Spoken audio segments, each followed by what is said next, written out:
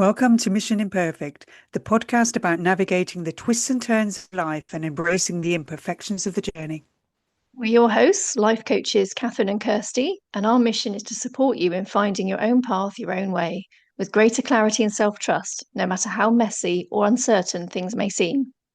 We address the roadblocks that come up time and time again for our coaching clients, from acceptance and boundaries to values and well-being and everything in between. As well as asking lots of questions, a coach's favourite thing to do, we'll be sharing thoughts and insights and offering plenty of tips, tools, and techniques for you to try. Your mission, should you choose to accept it, is to grab a cuppa and a biscuit and join us in getting lost in finding ourselves. Welcome to another episode of Mission Imperfect. This week we are talking about if it works for you, it works. So that might sound like a bit of a strange idea, but as ever, Kirsty's got some brilliant thoughts on this. So over to you, Kirsty. Oh, you're very kind. Yeah, I did agonize over trying to find a title, a way of describing what we're talking about that wasn't "if it works for you, it works," but I couldn't. So, in the true spirit of Mission Imperfect, we stuck with it. Yeah. Uh, but basically, have you ever found something that makes a real difference to you, or you've been interested in something that you thought might help you, only to have other people tell you that it doesn't work? I mean, stuff like a certain kind of health, fitness, or nutrition regime. I don't know, aromatherapy, crystals, Reiki, tarot or oracle cards, things like homeopathy, reflexology, acupuncture, and even counseling and talking therapies, somatic therapy, manifestation, emotional freedom technique, astrology, herbal medicine, religion, spiritualism, the force, even coaching. I mean, the list could go on and Yeah. on and on. There are all sorts of things that many people find incredibly helpful, and yet others will tell them it doesn't work. Do you know what? That's such a good point. And yet, for me in my head, I'll always add on to it, it didn't work for you. Or, or even sometimes I'll take it a step further and say, how much did you try it? Or maybe it just wasn't for you. And the example that immediately came into my head is I thought it sounds like one of those things about a diet. Oh, this diet doesn't work. And the truth is, maybe they did give it a try. Maybe they did give it, a few months and didn't get the results they hoped for. Or, as we were talking about the other week about motivation, perhaps it didn't seem a big enough reward for the investment of energy and probably what felt like sacrifice to get, just a small Yep. result from it. But I think I always take views like that with a pinch of salt. I think I do anyway. I, I, Yeah, I certainly hope so, because yeah. I'm afraid I couldn't think of a real example where I feel like someone has said, oh no, that's a load of rubbish, to something that I have said or expressed an interest in trying. I really did rack my brains, but I'd like to think that I would either think perhaps it wasn't for you, or if I was being ultra cynical, I might think it's a bit of sabotagery going on here. Maybe you don't want me to succeed with it. That's another possible angle, isn't it? Oh, cynical. Yeah. I've certainly, had conversations with people who seem extremely dubious about the benefits of coaching, for example, which I would have put in, or things kind of connected to coaching, the counseling, talking therapies, those kind of things. There's a lot of doubters out there about those kind of practices and treatments. And and I think as well as the whole "it doesn't work" thing, there are also those who will be very quick to tell you that there's no scientific evidence that something works.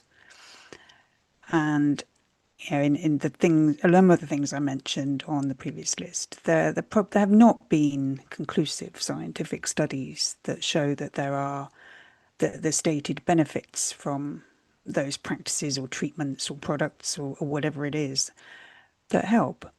But here's the thing, if it works for you, then it works. It it Yeah. just doesn't matter if it doesn't work for anybody else or if there is no evidence or proof around it working. If you have got the result you want from something, then it works for you. Yeah. I think does it highlight that perhaps our belief about it actually being one of the most important factors? I mean, it's a tricky one because, I mean, if you think something isn't going to work, is it perhaps less Mhm. likely to anyway?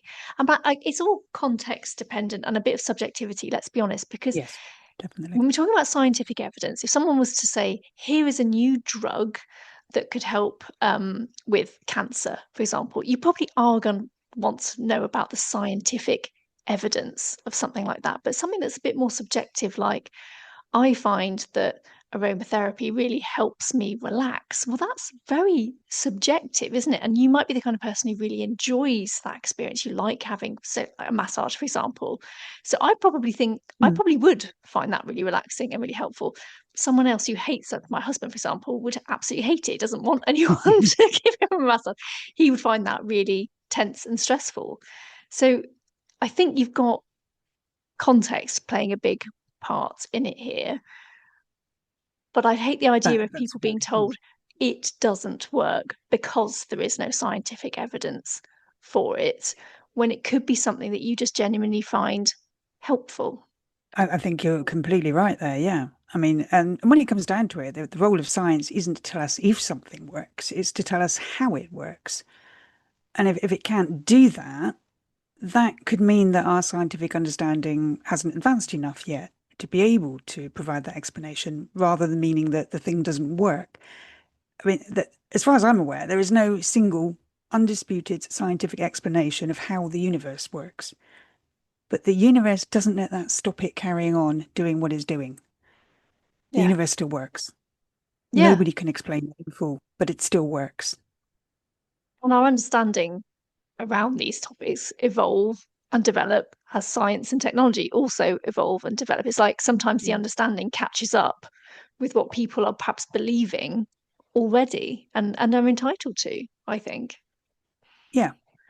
I mean, and we get all sorts of scientifically developed medical treatments that don't always work for everybody, or they don't work in the same way for everyone.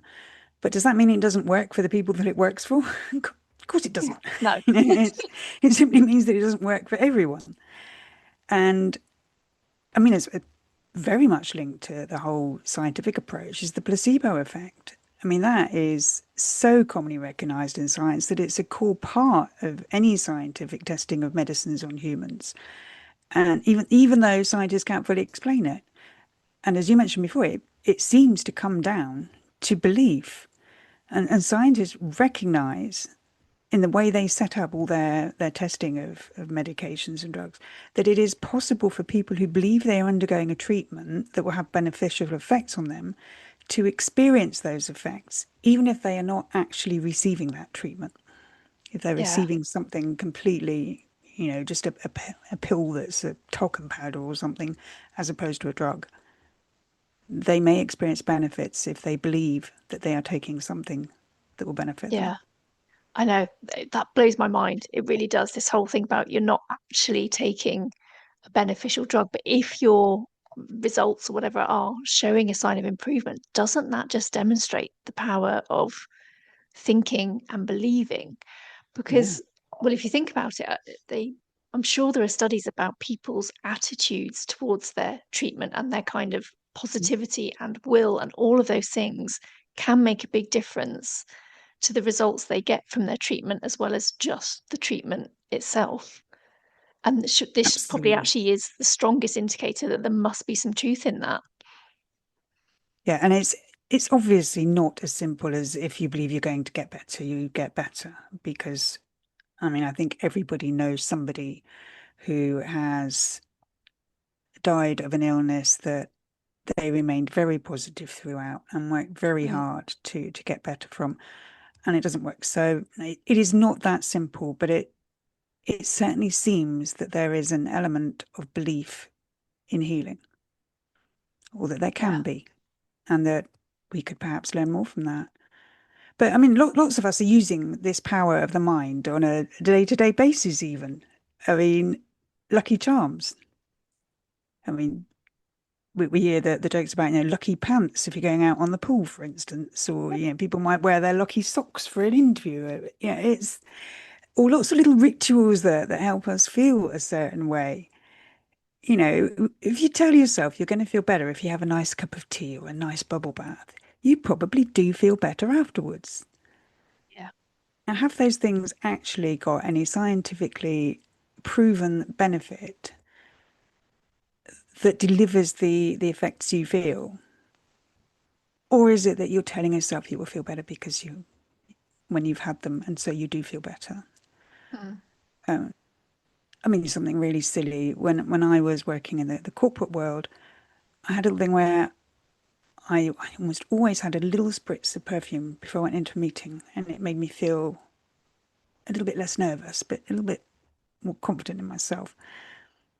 There was absolutely no scientific backup for that. You know, a little bit of scent in a bottle does not change how good I was at my job or how well able I was to communicate with people. It has zero impact, right? But I felt a bit better about myself if I sprayed a little bit of perfume. It was one less thing to worry about that I'd smelt bad. Yeah. Yes. So I felt better about things. Yeah. Well, it's human nature to want to look for ways to give yourself a little confidence boost, isn't it? Even if we know it feels perhaps a bit superficial, it won't, like as you said, it's not going to make you a better speaker, but you might just feel that little bit of extra confidence as you go into the room, which therefore could impact how you were presenting and coming across in that meeting. And I think that's a very human thing to do, to look for little gestures of reassurance or a boost. Yeah, I'm turning it on its head. Plenty of us will believe, you know, the bad things happen in threes. If a couple of um, less than desirable things happen to you, you start looking for the third to get it out of the way, and then you tell yourself everything's Yes. okay. I mean, and people feel better when they've identified the third thing. That is just because of what we believe and how we believe it's going to affect us.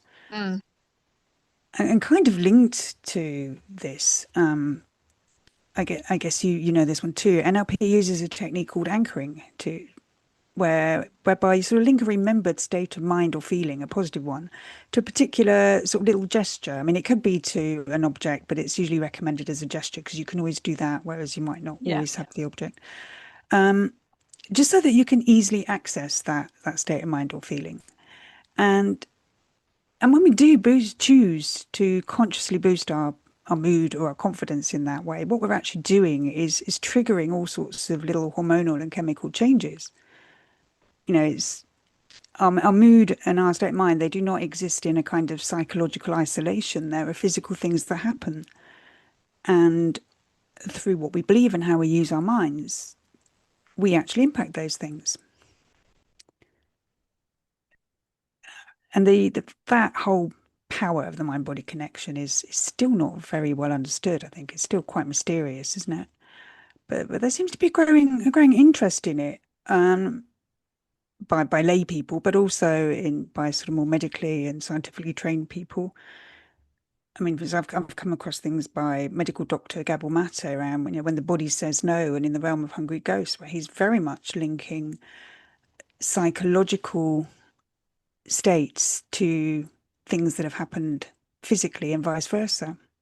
What's trauma, he is arguing, has a very real physical, biological, and chemical effect on people. And I think a book that was quite popular a few years ago was The Body Keeps the Score by psychiatrist Bessel van der Kolk. And I think in both cases there are other scientists who will come up and put counter arguments. You know, that's what science is about. But there is this growing interest in how our minds influence our bodies. And so if you find something that makes you feel better, it doesn't matter if it shouldn't work or other people say it doesn't work or there isn't a scientific explanation for it or other people think you're a bit mad for doing it. Does it matter as long as it's working? I mean, even if you're paying a lot of money for something that is effectively a placebo, if you're getting what you want from it, is it not worth that money? Yeah. Yeah. I completely agree because the variable factor is people in and people are incredibly different. So if you compare us to all other species, I think our human experience is probably the one that can vary the most. And think about all other variables that exist for humans. So we'll have different pain thresholds, for example. We'll have different tolerance levels. Patience, which is I've mentioned, is something that I am lacking. You know, even your ability to do something like go on a roller coaster. For some people, that's a thrill. For others, that's torture. Yeah, exactly. It's just we are completely different. So it's the list goes on about how differently we can see, experience, and feel about things.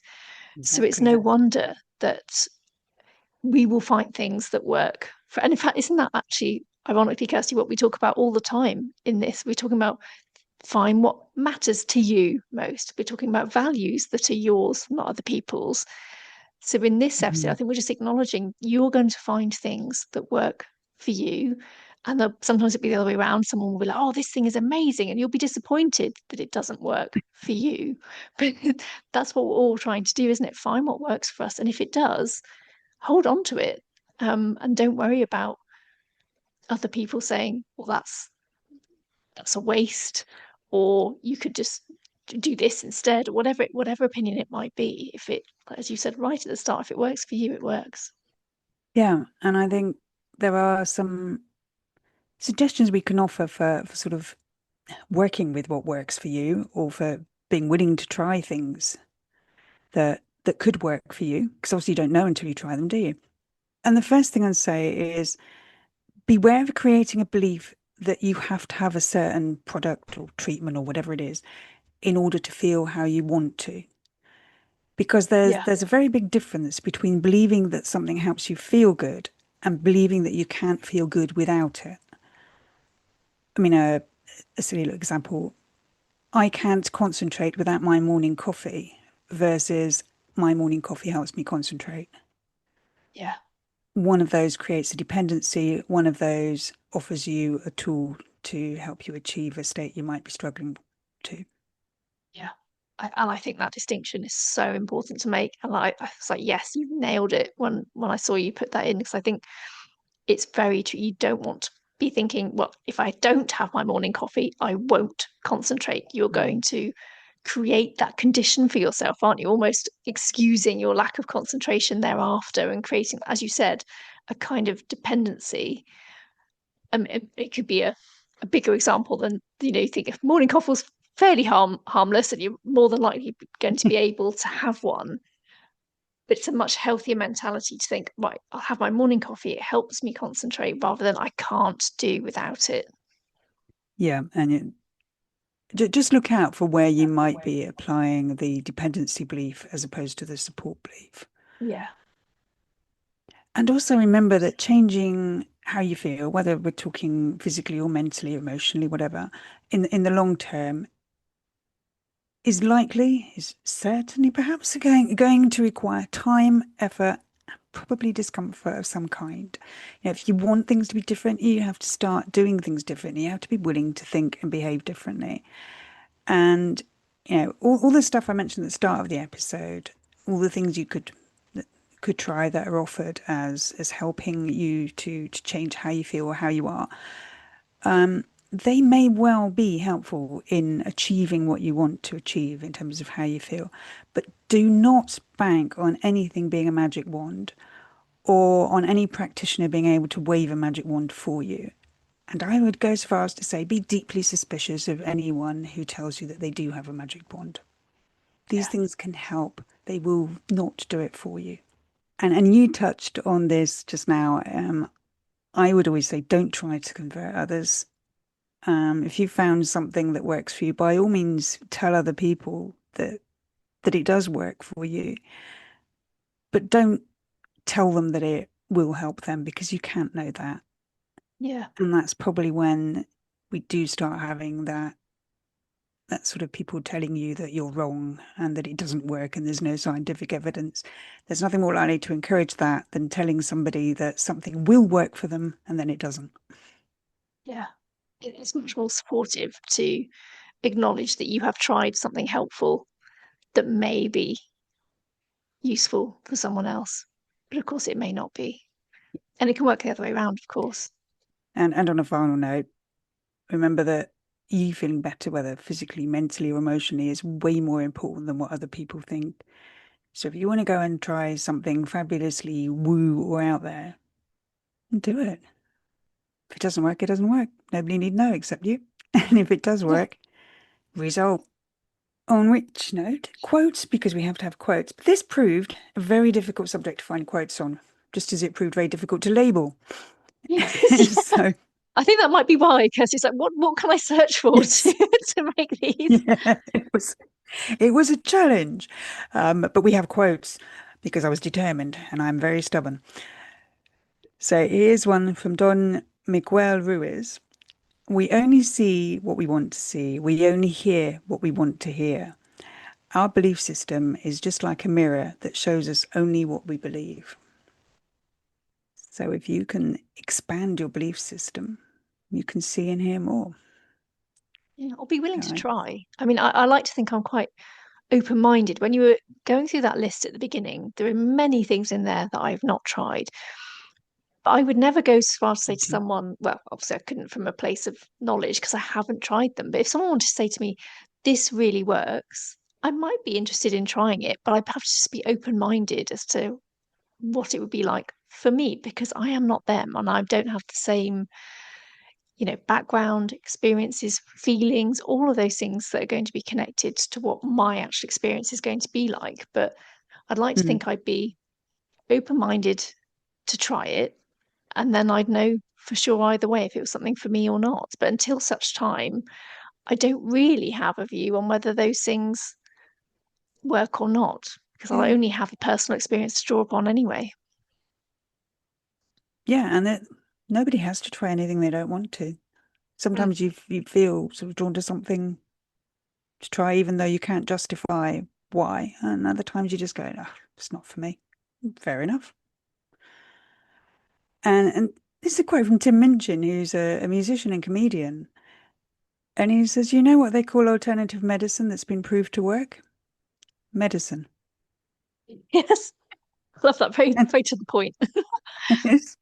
that's brilliant, isn't it? I mean, yeah, a lot of sort of herbal remedies and things have historically been what drugs have been developed from. Mm. Drugs didn't appear out of nowhere. Scientists used existing knowledge around what was known to help with pain, what people had been working with for centuries from nature. That was the starting point for drugs. So just to dismiss a lot of alternative medicines is seems a little bit crazy, really. But by the same token, that doesn't mean they're going to work for you. Yeah. And I think that this one is an interesting way of putting it. For those who believe, no proof is necessary. For those who don't believe, no proof is possible. And that's from somebody called Stuart Chase. We do tend to get our minds quite made up, don't we? Yes, definitely. You find people sit very strongly in camps for and against, which I guess is what I was trying to allude to earlier. I think I'd like to think at this stage, I'm not saying I was perhaps always this way, that I'd like to think I'll remain in the well, I don't know camp until I've perhaps tried it personally. And even then, I'd only be able to comment from that personal experience. I think it takes a level of in some way courage to just sit in that I don't know because we don't like to, do we? We like to sit in the I believe or I don't believe camp. We like to have made our minds up and be decisive on certain Yeah. things so we know where we stand. We've spoken a lot before about not knowing is not always a comfortable place to be, but sometimes I think we just have to accept we don't know, and perhaps until we're willing to try or not interested in trying. That's the other thing. So, and But stay not yeah, knowing. links back to another episode we did recently around, the dangers of I know. Oh, yes. Yeah, absolutely. There we go. There's always a connection to another episode. As we go on, we've got the library gets bigger. So, yes, there's always a connection. We're going to reach a point where every So, episode is just a long list of other episodes that are linked to yeah, this one. yes. So shall we So get I to a quiz? noticed, yeah, well, I noticed, Kirsty, you've given us a double hitter this week for our question. I have because it felt appropriate. I'm just going to leave it at that. I'm not even going to Yeah, spend no, don't time justify. justifying it. It just No. felt right. So the first question, you can answer one or both of these, entirely up to you, or you could not bother at all. It's always your choice. So, first question, what are you telling yourself you need to have or do in order to feel the way you want to? And how true is it? And option number two, what are you drawn to but are not trying because of what other people might say or think? And what difference would it make to you if it helped? So I realized that I'm telling myself that I need to eat chocolate in order to create the calm, relaxed, cozy sort of feeling that I love ending the day with after I've been at work. And when I stop and think about it, I do know it's not true, and that in the long run, it probably leads to stress about my weight and my health, and it's not a good thing. But it's a surprisingly hard habit to break. Yeah, I was going to say, if you just substituted the word need with want, I could have said the same thing. It's like I, I want chocolate at the end of the day, or during the day, anytime really, to be honest. Yeah. I mean, it's not always a huge amount. It might be just sitting down with a handful of chocolate buttons or something and saying, but once I've been able to sit on my sofa with my book or my crochet and a cup of tea, a little bit of chocolate or a biscuit, whatever, then I am relaxed. Then I feel good. And if I don't have that, I Mm. haven't, I won't let go of the stress in the same way. And when I actually confront that and lay it out, I can see it's bollocks. And on the second question, I don't think there's anything at the moment that I'm drawn to, but I'm not trying because I'm worried about what people might think. But I know that I did resist buying the book The Secret for ages. It kept catching my eye in bookshops, and I knew that a lot of people, my acquaintance, would be pretty sniffy over it and think it, a load of rubbish.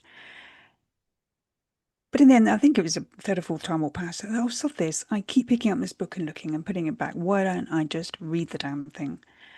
And I'm really glad I did because although I wouldn't describe myself as a complete convert, it really did change the way I think about my own power to determine how I show up and experience my life. The difference it can make to consciously choose to think in a certain way and change your perspective. That has a real impact on your life. Mm.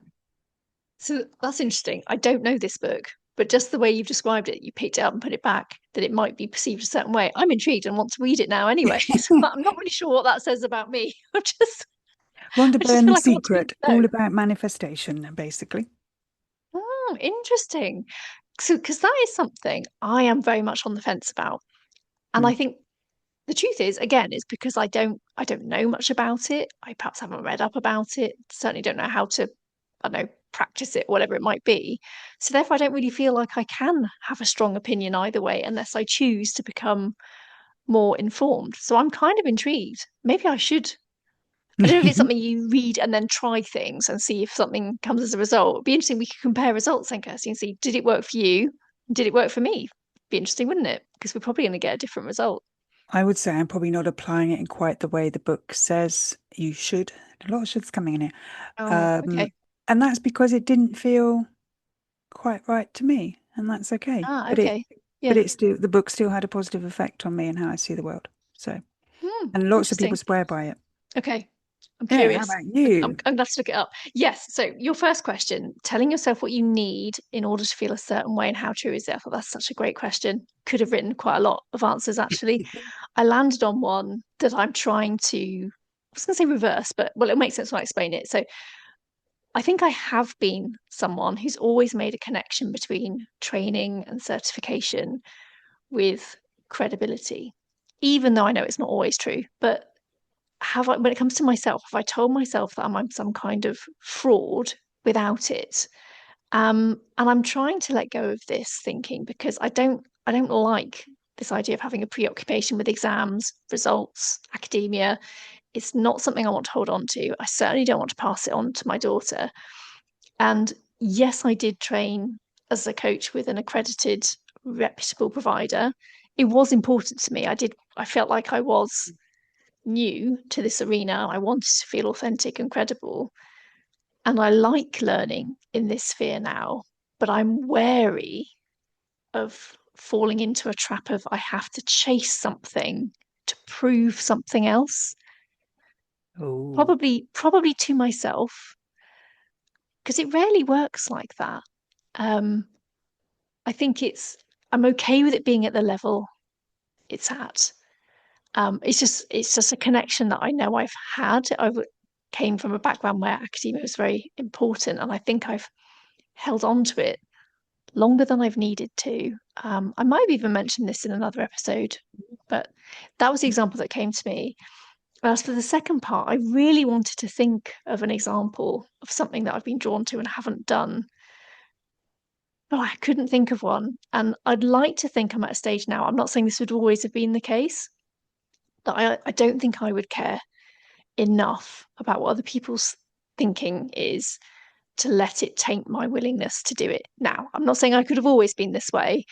To be honest, it wouldn't be something outrageous anyway, Kirsty. I'm quite boring these days. I'm not going to be like, you know, I'm going to go skydiving or something. And I'm certainly not going to be asking anyone else to do it. I recognize if I want to do something, it's down to me to make it happen. And I think this probably comes from us being coaches. We're supportive of other people recognizing what it is they want to mm, do. So I wonder if it comes more naturally to me now to be able to do that myself. It's not always been the case. We've acknowledged, as coaches, we're very much imperfect humans too, and we find some of this stuff hard for ourselves. But I think that is something that I think I can't genuinely say. I will keep note. If something comes up, I will definitely report back. no, If there's something I really want to try, I think I would do it. that's brilliant. I think that's a great place to have reached and to be at. I mean, I also said that I nothing was coming up currently, and that certainly wouldn't have been true for me even a few years ago. So let's celebrate that progress then. That's Yeah. if the question brings out a reason for celebrating, then brilliant. Good kind of question. Yes, we'll take Good that. kind of We'll take progress that and because work. the first one was definitely a little more of a, oh yeah, there's going to be something there, isn't there? So I think it was really good to have a double hitter this week. I think it's funny, we've asked some compound questions. So it's not really one, there's been like extra bits. Like I always do that. Guilty as charged last week on motivation. But this week we just went straight for it. You're having two questions. Why not? We love a good question. The more the merrier. On that note, thank you for listening and join us next week for more questions. Thank you for listening to this week's episode of Mission Imperfect. We'd love to hear your thoughts on any of our episodes, especially if you've had a light bulb moment in answering one of the questions, have benefited from one of the tips, or have a suggestion for an episode topic. And if these conversations have made you curious about how coaching could help you, please don't hesitate to get in touch with one or both of us to find out more about what we offer. Until next time, keep being imperfectly you. No one does it better.